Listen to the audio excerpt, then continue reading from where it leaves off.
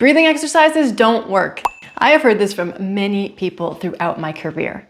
They try a breathing technique, hoping it's going to solve all their problems, and when they don't get the result that they want, they assume that the breathing technique doesn't work. Has this ever happened to you? Let me know in the comments. But whenever I dig deeper into that person's symptoms, their story, and their strategies, it usually becomes pretty clear why that exercise didn't work for them, because they were using some version of the wrong tool, at the wrong time, for the wrong goal, without the right modifications for their body. And there's an important lesson here. Even though I love sharing videos with you guys, and I always hope you get value from them, sometimes a video is not enough to get the job done, because a video can teach you a tool, but it can't always tell you what your body actually needs today. It can't see your posture or your tension patterns, your breathing mechanics or your stress load, your sleep quality, or how your nervous system is responding in real time. That's why breath coaching is different from simply following a bunch of random breathing exercises. And that's also why I created my new Resilience and Regulation Coach app, which I'll tell you more about at the end of this video. But first, let's talk about why certain breathing techniques fail for certain people and how to start using your breath more strategically to feel and function better in your daily life. If you're new to the channel, my name is Tara Bianca. I'm an Oxygen Advantage Master Instructor and a Z-Health Certified Practitioner teaching functional and performance-based breathing and nervous system conditioning. In general, I see two common doorways into the breathing world. The first is intensity. People tend to get drawn into the more ecstatic, heightened, hyperventilation-based styles of breathing. So things like Wim Hof, holotropic breathing, soma breath, transformational breath, rebirthing, and I'm sure many other methods that use breath to create a powerful internal experience. And I understand the appeal. People are looking for an emotional release. They want to feel different. They want to feel alive. They want a breakthrough experience. For many people, this is their first exposure to intentionally using their breath to elicit a specific response in their body. The second doorway is relief. These are the people who are stressed, anxious, overwhelmed, wired at night, exhausted during the day, and struggling with insomnia. They know their nervous system is affecting their quality of life, and they're looking for tools that can help. They're more drawn to slow breathing, coherent breathing, cadenced breathing, extended exhale breathing, humming, or other practices designed to help the system calm down. That's mostly what I share on this channel. But here's two important points. Number one, those are only two doorways. They're not the whole house. Breath training is not only about big experiences or relaxation. There's a whole host of other ways that you can apply your breathing to get huge benefits in your daily life. We'll talk about those in a moment. And number two, just because a breathing exercise has a specific intention, that does not mean it will work that way in your body. If you've been watching my neuro series, you'll understand exactly why. Your body will only get a positive response from a breathing exercise if your nervous system interprets that exercise as safe or beneficially novel. If your nervous system does not like the exercise, all bets are off. For example, my nervous system does not respond well at all to hyperventilation techniques. I did practice them years ago, and for me personally, they created a very negative response, including migraine headaches that lasted multiple days, and I don't even get migraine headaches. So for me, those techniques are a net negative. They don't serve me well, so I don't spend time on them. But my response does not give me the right to negate someone else's experience. I know there are thousands or maybe even millions of people around the world getting amazing results doing that work. And this is where context matters. The real question is not, is this breathing technique good or bad? The better question is this the right technique for this person at this time, for this goal in this body? That is the heart of breath coaching. So now let's look at some other ways you can use your breath to create desirable results for your mind and body, including a few that many people don't think about when they first enter this work. This is where people often miss the bigger picture. And I think it's because we forget why we actually breathe. which is to produce energy, to produce vitality.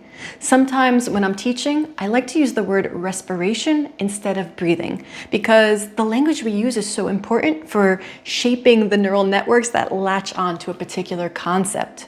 I like to remind my students that full body respiration is the mechanism by which we support cellular respiration, our ATP production. Breathing, aside the food you eat, is one half of your energy system, and it's the half that you can control much more readily. Your breathing influences arousal, attention, blood chemistry, oxygen delivery, CO2 tolerance, and your perception of effort. That's why certain breath practices can help before an important meeting, a workout, a creative block, or a demanding work session. So while it's great to know how to downshift, breathing at 6 breaths per minute is not always going to meet your metabolic demands if focus, energy, or enhanced performance is your goal. In this case, you may need breathing techniques like breath holds, or a series of breath holds, or a reduced volume breathing. The classic example that I teach from the Oxygen Advantage is Breathe Light. Now, the caveat is the tool has to match that person in that moment. If you're already anxious or overstimulated, a more activating practice may not be the best choice. It's just adding stress on top of stress, and that can be a recipe for burnout. If you're depleted or under-recovered, trying to force energy through intensity may backfire. And if your breathing mechanics are inefficient, you may need to build a better foundation first before you layer on these other techniques. This is why I always come back to the importance of breath training, not just random breathing exercises. The goal is not to collect 100 different techniques. The goal is to understand how to use your breath strategically. Another powerful place to use breath training is around recovery. Recovery is not just for athletes. If you're working hard, training hard, parenting, caregiving, running a business, or just dealing with chronic stress, recovery matters. And your breathing pattern can either support recovery or interfere with it. The biggest culprits here are chronic mouth breathing, especially during sleep, chronic hyperventilation, so consistently breathing too much or too quickly, dysfunctional mechanics like upper chest breathing or paradoxical breathing, muscular tension, especially through the neck and the jaw, or just struggling to shift out of high alert before going to bed. That's why breath training can be so useful before sleep, after exercise, during stressful transitions, or as small resets throughout the day. But again, personalization matters. Someone waking up at 3 a.m. with a racing mind may need something different than someone waking up in the morning tired and groggy. Someone training intensely may need something different from someone who feels too exhausted to even move. And someone with dysfunctional mechanics definitely needs a different strategy than someone who just needs to slow their breath down. The practice has to match the pattern. Are we trying to calm the system, improve the mechanics, reduce overbreathing, support nasal breathing, create a better transition into sleep, or help the body recover after stress or exertion? Once you understand that, breath training becomes much more useful than a generic relaxation tool. And that leads us into the next piece, resilience. Breath training is not only about feeling better in the moment. That matters, of course. If you're stressed, overwhelmed, tired, or scattered, it's incredibly valuable to have a tool that helps you shift your state quickly. But the deeper goal is to build a system that helps you adapt, recover, and respond better over time. That means you can handle stress better, recover faster, stay more focused, notice your state sooner, and shift it more effectively. That's resilience. Not pretending you're calm, not grinding yourself into the ground and calling it resilience, not pushing to the brink of burnout and treating it like a badge of honor, not sacrificing your health, sleep, relationships, and quality of life in the name of progress. Real resilience means you can handle pressure without losing your health, your clarity, or your ability to recover.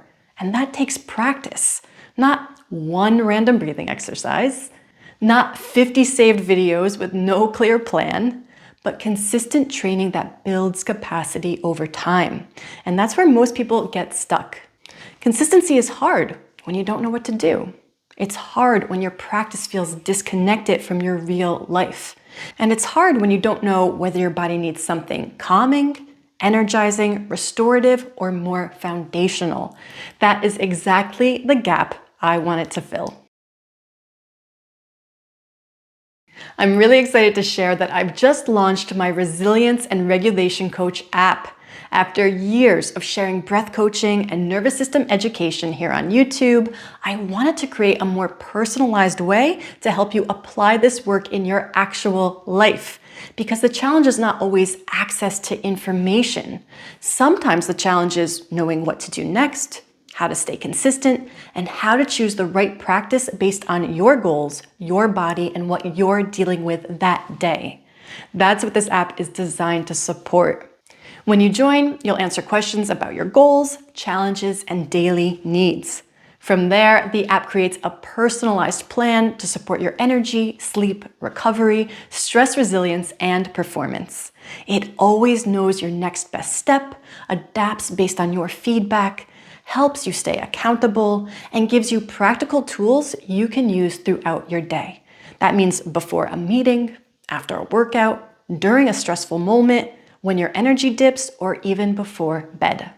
Because the app is built from my teaching library, methodology, coaching approach, and the educational content I've shared over the years, it is able to very closely replicate the way I actually teach and coach. And because it asks questions, responds to your goals, and adapts based on your feedback, it gives you an incredibly personalized experience. No two people will go through this app in the same way. I have personally tested the app using probably 20 different user profiles, feeding it completely different symptoms, feedback, and goals. And I have been amazed at the depth, quality, and customizability of its coaching and the programs it creates. It's not meant to replace one-on-one coaching for people who need deeper assessment and support, but it's about as close as I've been able to come to putting my coaching brain in your pocket, available 24/7 at a fraction of the cost of working with me privately. The Resilience and Regulation Coach app is live, and through May 8th, you can get 20% off. If you want better energy, better sleep, stronger recovery, and more stress resilience without the guesswork or another complicated routine, this is a great place to start. You can check out the link in the video description. I hope you'll feel inspired to get started today. I'd love to see you inside. That's it for today. I'll be sure to share more use cases for the app in upcoming videos. And as always, please like, subscribe, and share. I'll see you next time.